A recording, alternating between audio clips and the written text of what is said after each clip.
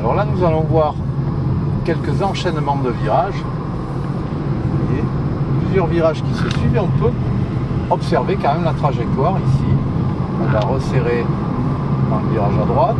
Ensuite, on va avoir beaucoup plus de visibilité.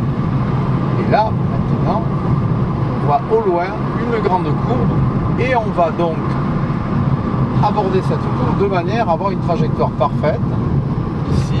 Et là, on resserre pour sortir sur le côté droit de la chaussée.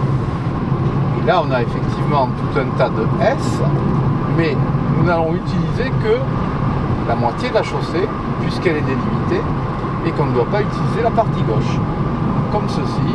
Ensuite, on va revenir vers la droite, ici, et puis ici, de nouveau, le long de l'axe médian, et ici, de nouveau, sur la droite. Je suis patient.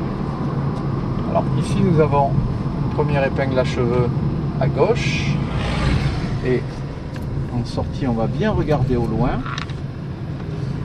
pour pouvoir effectivement rester à droite pour ouvrir le champ de visibilité. Ici, une épingle à cheveux à droite, où on va rester le long de l'axe médian et ensuite on va ressortir à droite. Et ici, une courbe à droite.